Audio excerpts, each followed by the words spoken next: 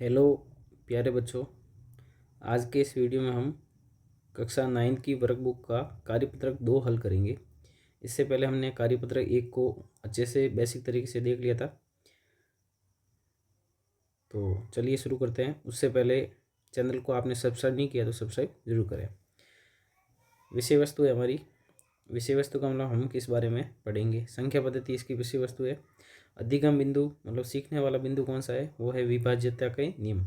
देखिए, विभाज्यता का मतलब होता है कि किस संख्या का भाग जाता है और जाता है या नहीं जाता है। अब इसमें कौन कौन सी विभाज्यता के नियम पढ़ेंगे। 2 की विभाज्यता का, 3, 5, 7, 10 और 11। मतलब अगर आपको कोई संख्या दे दी जाए, उसमें 2 का भाग जाएगा या नहीं जाता, वो कैसे पता चलेगा, उसी को हम विभाज्यता के नियम कहते हैं। सबसे पहले हम देख रहे हैं 2 से विभाज्यता का नियम। यदि किसी संख्या के इकाई के स्थान पे, कोई भी संख्या है ना, उसका इकाई का स्थान पे देखना है। 0, 2, 4, 6 या 8 हो। यदि किसी भी संख्या का इकाई अंक 0 हो, 2 हो, 4 हो, 6 हो या 8 हो, तो वह संख्या 2 से विभाज्य होती है। जैसे 16, 282, 1460, 898। तो देखिए, पहली संख्या जो है ना 16, उसमें इकाई अंक कितना है, 6 है। और दूसरी संख्या में इकाई का अंक 2 है, तीसरी में इकाई का अंक 0 है, चौथी में इकाई का अंक 8 है। तो अगर किसी भी संख्या का इकाई अंक 0, 2, 4, 6 व 8 हो, तो वो संख्या जो है 2 से विभाज्य होती है। बस इकाई अंक देखना आपको। अगला हम पढ़ते हैं 3 से विभाज्यता का नियम। यदि किसी संख्या के अंकों का योग 3 या फिर 3 का एक गुणज हो।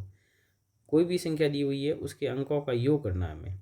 अगर वो 3 या फिर 3 का गुणज हो, मतलब या फिर उसमें 3 का भाग जाता हो, तो वो संख्या भी 3 से विभाज्य होती है। जैसे 27। अब 27 में अंक है 2 और 7, उसका योग करेंगे। 2 + 7 कितना हो गया, 9। 9 जो है वो 3 का एक गुणज है, मतलब 9 में 3 का भाग जाता है। तो इस प्रकार इस संख्या में भी 3 का भाग जाएगा। अगला उदाहरण दिया हुआ 489। तो इसके अंकों का योग करते हैं। 4 + 8 + 9, तो ये टोटल कितना होगा, 21। और 21 में 3 का भाग जाता है, या फिर 21 जो है 3 का एक गुणज है। तो 21 में अगर 3 का भाग जाता है, तो 489 में भी 3 का भाग जाएगा। तो 3 का भाग जाता है या नहीं जाता, कैसे चेक करना है, अंकों का योग करना है। अगला देखते हैं हम 5 से विभाज्यता। यदि किसी संख्या के इकाई के स्थान पर, कोई भी संख्या उसका इकाई के स्थान पर अगर 0 या 5 हो, तो वह संख्या 5 से विभाज्य होती है। कोई भी संख्या दी गई है, उसका इकाई अंक देखना। अगर 0 या 5 है तो उसमें 5 का भाग जाएगा। अगला है 7 से विभाज्यता का नियम। संख्या के इकाई के अंक को हटाकर, संख्या जो दी हुई है उसके इकाई के अंक को क्या करेंगे, हटा देंगे। ठीक है। उसके दुगुने को शेष बचे अंकों में से घटाने पर प्राप्त संख्या 0 या फिर 7 का गुणज हो, तो वह संख्या 7 से विभाज्य होती है। जैसे देखिए, उदाहरण है हमारे पास में 238। ठीक है। अब इसमें जो लास्ट वाला जो इकाई का अंक है ना, इसमें बोला इकाई का अंक क्या करो, हटा दो। तो इसको 8 को यहाँ से हटा देते हैं अपन। इस 8 को मान लीजिए हमने हटा दिया है। ठीक है, ये 8 हमने हटा दिया है। आगे क्या बोला गया है, उसके दुगुने को, मतलब 8 का दुगुना कितना हो जाएगा, 16। उसको शेष बचे अंकों में से घटा देते हैं। तो 8 का डबल कर देते हैं। 8 × 2 कितना हो जाएगा, 16। अभी 16 को शेष अंक जो बचे हैं ना, शेष अंक कितना बचे यहाँ पे, 23। 23 में से 16 घटा देते हैं, कितना बचा, 7। अब 7 जो है ना, वो या तो शेष पल गया, मतलब घटाने पे या तो 0 आएगा या 7 का गुणज आएगा। तो यहाँ पे 7 का गुणज आ रहा है, अतः वह संख्या 7 से विभाज्य होती है। ठीक है। तो 238 में इकाई के अंक 8 के दुगुने 16 को शेष अंक 23 में से घटाने पर शेष पर 7 प्राप्त होता है, जो कि 7 का गुणज आता है। 238 7 से विभाज्य है। कैसे, मैंने आपको पूरा समझा दिया है। तो ये 7 का नियम भी आप अच्छे से ध्यान रखें। आगे देखते हैं 10 से विभाज्यता का नियम।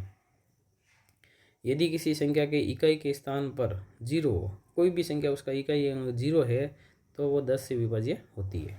सिंपल सा है। 11 से विभाज्यता।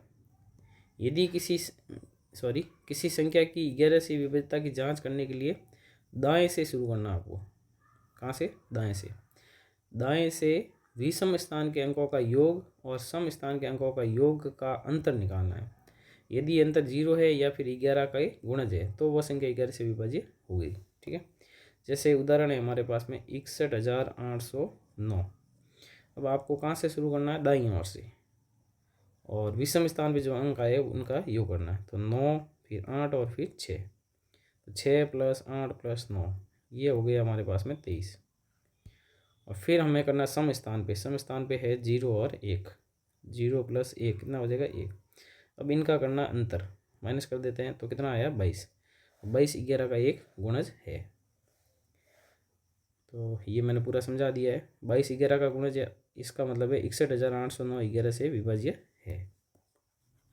तो एकदम आसान है, कोई भी हार्ड नहीं इसमें। तो ये थे हमारे विभाज्यता के नियम 2, 3, 5, 7, 10 और 11। अब हम लेते हैं पहला प्रश्न। वृत्त में लिखी संख्याएं वर्ग में लिखी संख्याओं से विभाज्य है या नहीं। यदि नहीं है तो वर्ग पर क्रॉस का निशान लगाइए, मतलब जो विभाज्य नहीं है ना उसको क्रॉस से काटना है। सबसे पहले देखो वृत्त में लिखा हुआ 418। अब 418 में 2 का भाग जाता है, ठीक है, क्योंकि इकाई अंक 8 है। 3 का जाता है, देखो चेक करते हैं 3 का कैसे जाएगा, अंकों का योग करना। तो 4 + 1 + 8, 4 और 1 5, 5 और 8 कितना हो जाएगा 13। और 13 में 3 का भाग नहीं जाता है, इसका मतलब 3 जो है इसका भाग इसमें नहीं जाएगा, ठीक है। यहाँ पे हम 3 के ऊपर क्या लगाएंगे, क्रॉस लगाएंगे। चलिए आगे बढ़ते हैं। नेक्स्ट 5 का भाग जाएगा 418 में। तो 5 का भाग कब जाता है, जब इकाई अंक 0 या 5 हो। तो इसमें इकाई अंक 0 और 5 नहीं है, इसका मतलब 5 का भाग नहीं जाएगा। 10 का भाग कब जाता है, जब इकाई अंक 0, इकाई अंक 0 नहीं है, 10 का भाग नहीं जाएगा।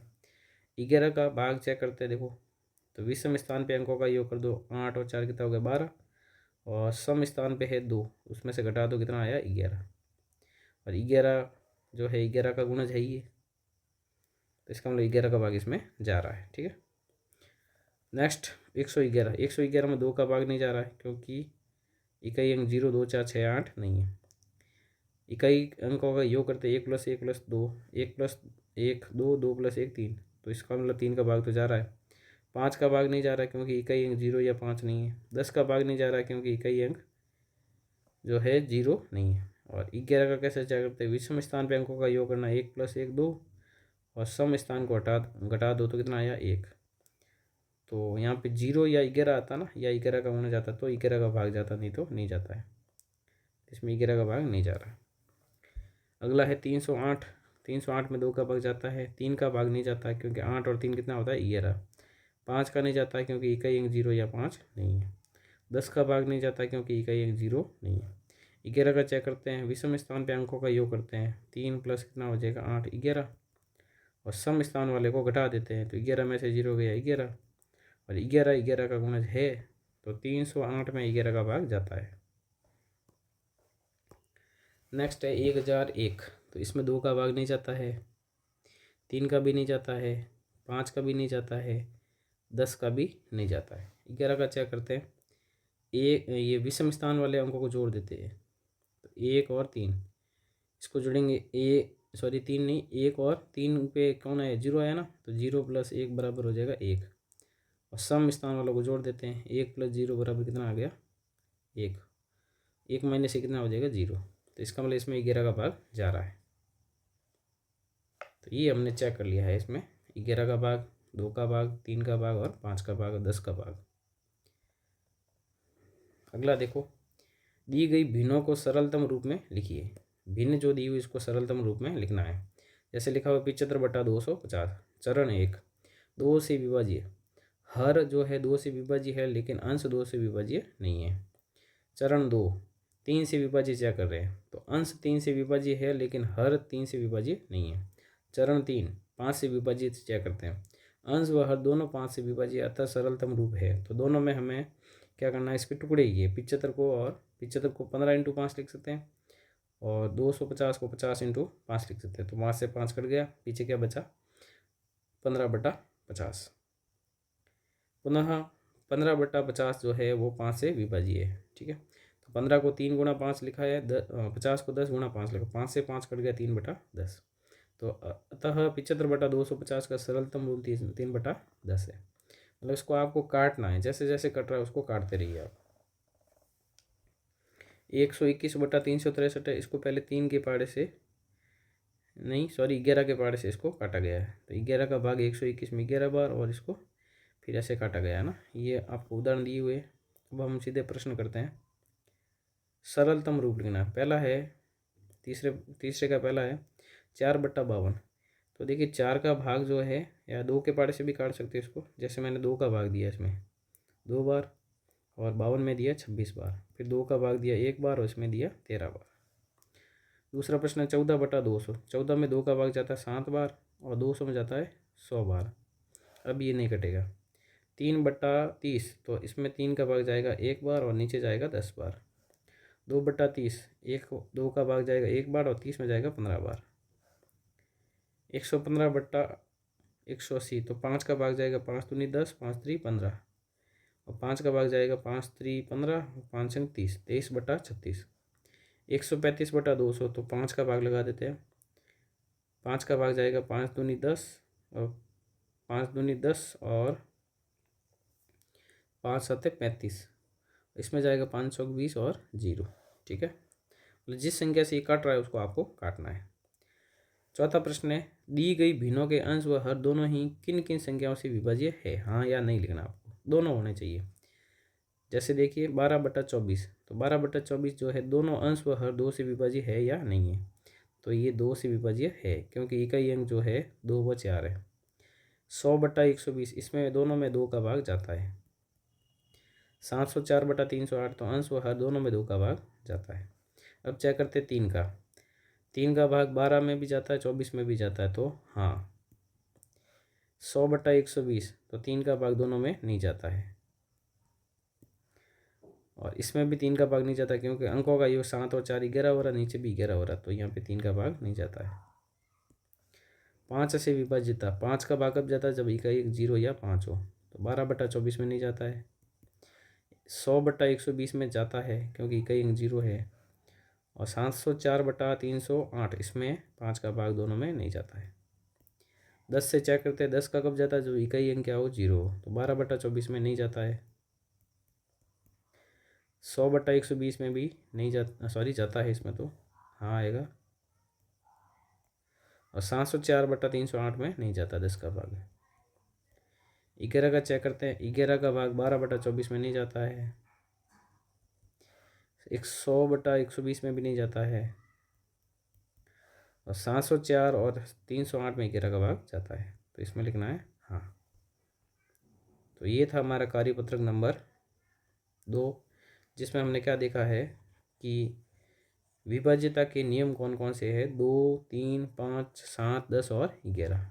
ठीक है, इसको हमने अच्छे से देख लिया है। फिर भी कोई डाउट हो तो आप कमेंट कर सकते हो, जिसमें मैं आपको रिप्लाई देने की कोशिश करूँगा। ठीक है, तो वीडियो को लाइक ज़रूर करें।